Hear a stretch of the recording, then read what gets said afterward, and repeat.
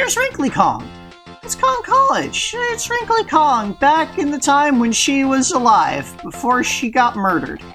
And she's here to teach the classes how to play the game. So I had to, you can ask for homework.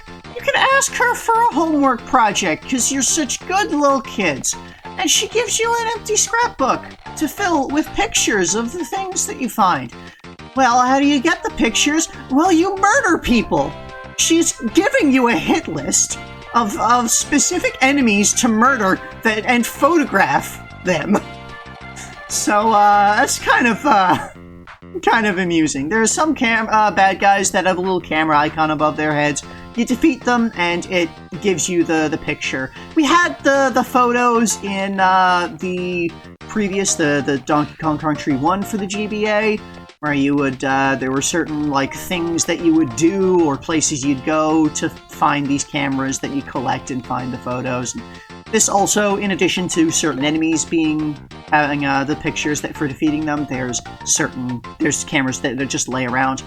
And for each page of the scrapbook that you fill in, you can get one of the Cranky's Video Game Hero medals, the coins that he gives out, the DK coins.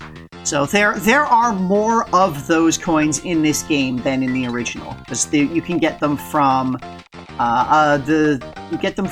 this. There's a couple of other new side games that give them out. So there's a bunch of extra stuff to do for completion. And here we've got Wrinkly giving us the basics of how to play the game. This is extremely vital information. Pressing up or down on the D-pad while swimming will affect your speed going up and down, so you can descend faster rather than just letting your normal drifting down in the water. You can hold down to go down faster. So, and a lot of this is stuff that's very useful if you don't read the manuals and you don't know how the game goes and you don't know what the buttons are. And also just gives a clearer description of everything than what you might find in a manual. Sometimes manuals don't give super clear descriptions of everything, so they give them here. And also, in each world, she gives you a little hint about the boss of that world. Tells you to throw crow's eggs back at him. That's how you fight the boss. So, it's kind of nice. It gives you this, if you're having any trouble. By the way, after you collect that scrapbook, you go back to Pirate Panic, because there's a photo to collect in the first bonus area here from that guy specifically, and it does not appear, photos do not appear anywhere in the game until you actually talk to Wrinkly about homework and get that scrapbook. So, you have to go backtrack to Pirate Panic, since you can't have gotten to Wrinkly before clearing that stage. So we're going to be seeing those photos. They were kind of fun to go around and collect. They were an extra nifty little thing to explore for and get, which in the early stages certainly was fun. Some of the later stages that are not enjoyable to explore, not so much. Down here, there's just a little side path, a whole bunch of coins. I went out of my way to grab coins, again, early on in the game. Later in the game, when grabbing coins becomes this ridiculously dangerous thing that you have to do to prove your worth to get your bonuses, I didn't bother. But, yeah, so we've got here our first swimming stage. And look at that, it's got Ungard. Ungard the swordfish. The animal companions in this game are pretty good. They're generally pretty fun. Here we've got the swordfish, and he does the stabby dash under the water. And I don't know if it was just this game or if I wasn't remembering it correctly, but this felt a lot harder to move Ungard in this than I remembered.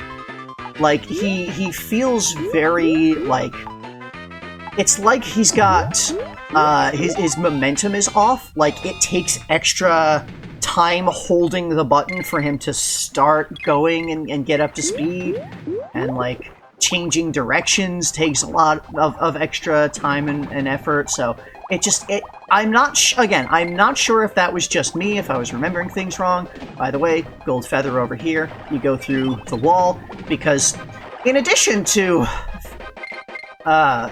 so, I've had a complaint with all of the Donkey Kong Country games that the fancy graphics that they did obfuscate the hitboxes of literally everything in the game. Like, where exactly the wall starts and ends, where exactly floors start and end, it's not made clear by the graphics, and, like, it's often inconsistent. Especially when sometimes there's just a wall that isn't there. It'll just be like, there's the graphic for a wall, and oh, it's a secret, you pass through it, so, like, they're actively, like, making it hard to understand what the boundaries of the level are, and I've always hated that. By the way, a secret in here, something that I don't think I ever knew about. There is a second unguard crate in this stage that you need to grab and take up into a secret area here to find one of the photos. And over here, I was just kind of moving forward and getting to the spot. As, it's actually kind of not exactly mutually exclusive with getting the video game hero coin, but if you did get the video game hero coin, you'd have to backtrack afterwards to go down and defeat that manta ray. I think it's called, like, Flotsam. But, yeah, that one down there has the photo that you bring on the secret unguard to defeat to get the photo there. Moving on from there, there's Swanky's bonus Bonanza. You know, you got Swanky Kong. I didn't really give this very much attention the first time that I played this game back with the SNES, because it's not very useful on the SNES, because the SNES version didn't save your lives when you save and quit the game.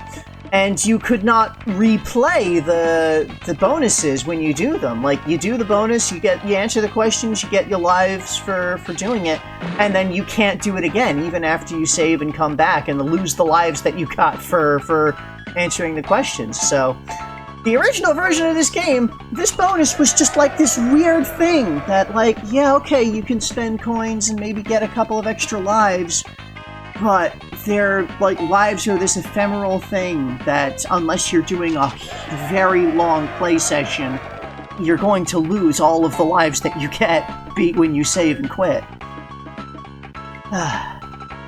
Anyway, he has questions, and all of the questions are about things in the game, like, you know, what's the name of this area, what's the name of this character, and most of them are things that, if you're, like, just paying attention to the text in the game, you'll get them.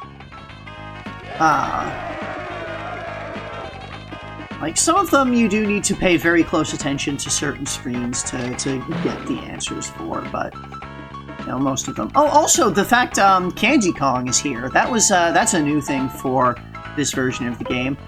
Also, they did, in fact, change the answers of that question for what button do you press for whatever. There's a couple of those in the game, and they did actually update them for the Game Boy Advance controls. So, you know, if you were, say, looking at a guide to get the answers to the questions, so that you wouldn't have to pay attention and care about things and just get through the game quickly, you'd have to, you know, make sure that you understand. And also, if you're, say, playing this game on the Game Boy Player as opposed to an actual Game Boy Advance, you'd better make sure that you know how to map the buttons of your GameCube controller to what they were on the actual Game Boy Advance. So, that was a little awkward. But yeah, hey, Candy Kong is here. She was not in the original Donkey Kong Country 2, and now she's here just as a background character, Swanky's assistant. She has no bearing on the plot, she has no dialogue or anything, she's just kind of there. She is eye candy. Everyone groans. Anyway, here we have, that's kind of an interesting note, the fact that Captain K. Rool's cabin does not have a gun in it. Because, just sort of, kind of, spoilers, he has a gun at the end. His gun's not in his cabin because he has it on his person, because he carries it at all times. Once you've cleared all the bonuses, if you come back, then Swanky's, like, a little upset, like, what are you doing? You took everything from me. I got nothing. Didn't they do well? Coming back when I have nothing to give them. So, moving on from Swanky, we've got Topsail Trouble. Another rigging, climbing thing. And our first introduction to Rattly the Rattlesnake. He's a snake, and he's got a curly tail, and he bounces. He's not a rattlesnake, by the way. He does not have a rattle. They call him Rattly the Rattlesnake, but Rattly is a huge poser. He's actually like a garden snake, garter snake, something like that. Just a very simple, non-venomous snake that just pretends because he's insecure, probably. I don't know. Maybe he doesn't even call himself a rattlesnake. Maybe that's something the Kongs call them, a rattlesnake, just because they don't understand what species are. Maybe Rare doesn't understand what species are. They certainly don't understand what a chimp is. That's something that we've brought up a lot. Over here we got a bonus. It gives you Rattly in the bonus, because you need Rattly to get up to do the bonus.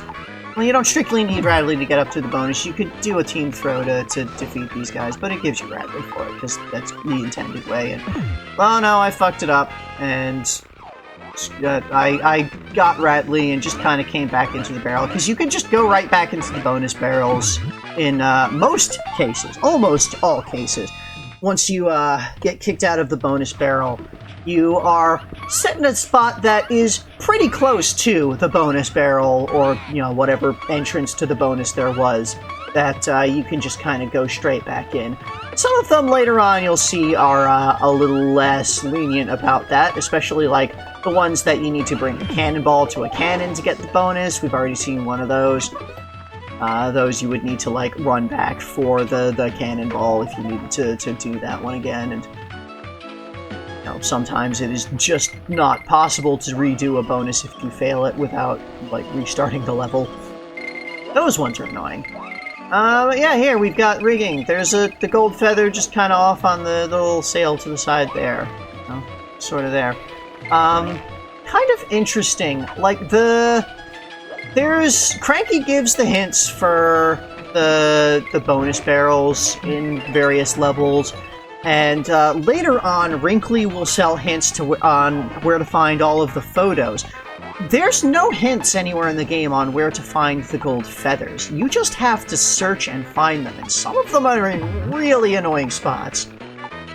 So it's a little it's a little weird. This